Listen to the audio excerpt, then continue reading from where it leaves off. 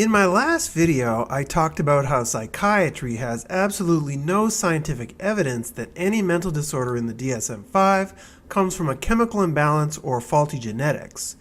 But if these disorders are not biological illnesses, then what exactly are they, and where do they originate? Well, if you've watched most of my videos, it's pretty obvious that what most of us have been going through seems a lot more like something you might read about in the Old Testament, where God comes to Abraham, Moses, or even Noah with a special message or mission. Yes, this so-called mental illness of ours sure has a strong spiritual side, there's no doubt about that. And I'm sure it's because your own experiences have felt so spiritual that many of you have also touched on what I think is the real source of these disorders: Kundalini. Over the past 5 years, I've had a number of people ask me, "Sean, is this a Kundalini awakening that's happening to me? It's Kundalini, right?" Well, yes and no. Now, I don't want to get into a lot of intricate details about this because, to be honest, a lot of it is still a mystery to me, and I think a mystery to everyone. But there are a few basics that I can lay out for you. First, mystics around the world consider Kundalini to be part of our original life force, a spiritual energy which moves through us in its own invisible circulatory system, which I think is best depicted in the artwork of Alex Gray. This spiritual energy and system have not been discovered by science yet, and perhaps they never will, because Kundalini is not a physical energy like electricity which can be measured. Nevertheless, it's been widely recognized by mystics for centuries that without our Kundalini life force, we'd be dead. This bioenergy and its accompanying system has different names in different cultures. In Chinese Taoism, they refer to the energy itself as qi, and work with the energy through a practice called qigong. In the New Age movement, you may hear about this energy as composing your auric field, etheric body, or subtle body.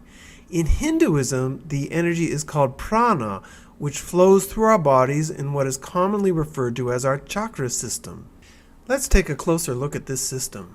The chakras are a set of 7 energetic wheels that run up the spine and into the head. While the 7 wheels of the chakras make up the central core of the system, it also extends itself through all cells of the body. In addition, at the base of the spine in the coccyx area sits a sort of secret nuclear power plant to the entire chakra system. It's here that the core of the Kundalini energy sits quietly in a dormant state, waiting for the opportunity to awaken like a coiled snake. And that's where the word Kundalini comes from. It is Indian Sanskrit for coiled. In classic Hindu yoga, the Kundalini awakening most often happens when a person enters into a deep state of meditation, often with the intention of activating this energy through a specific blend of breathing and concentration techniques.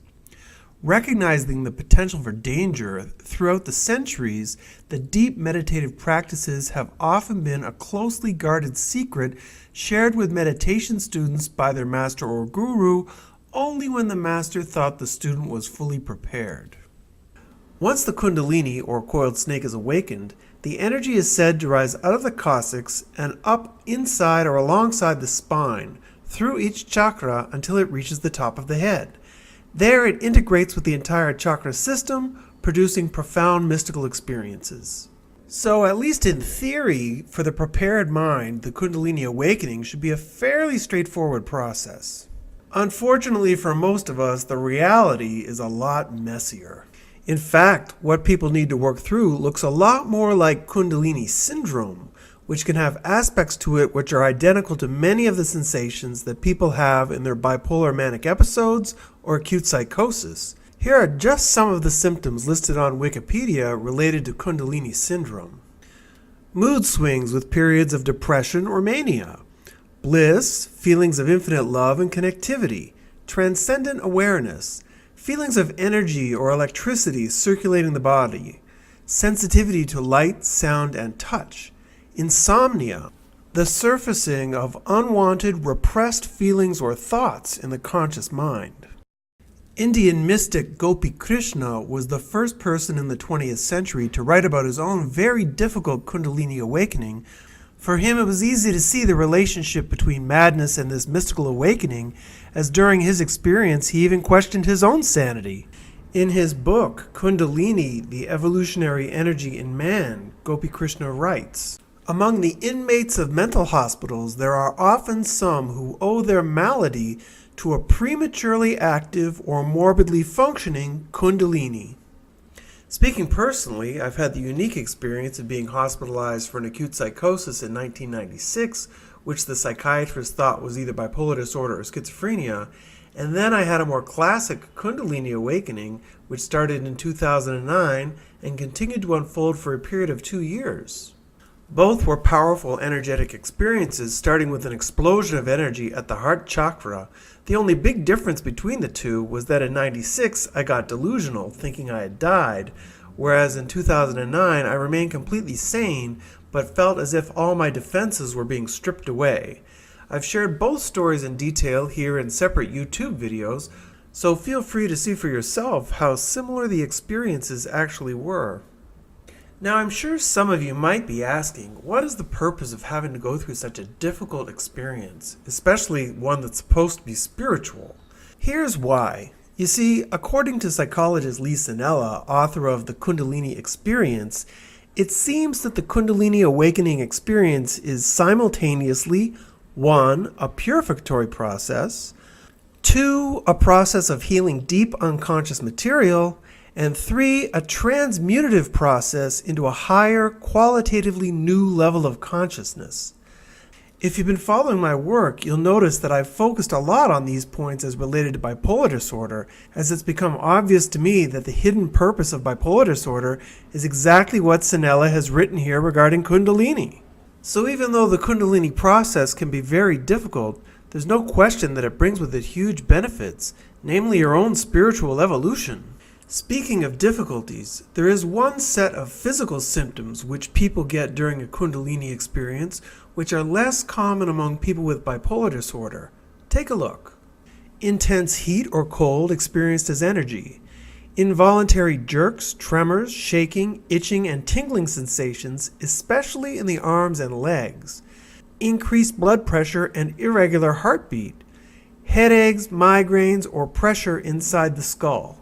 Pains in different areas of the body, especially the back and neck. All of these symptoms are related to that Kundalini Cobra's attempt at breaking through the energy blocks in your chakra system, most of which are related to emotional trauma or repression that needs healing. So once again, while it may be painful, it's worth it.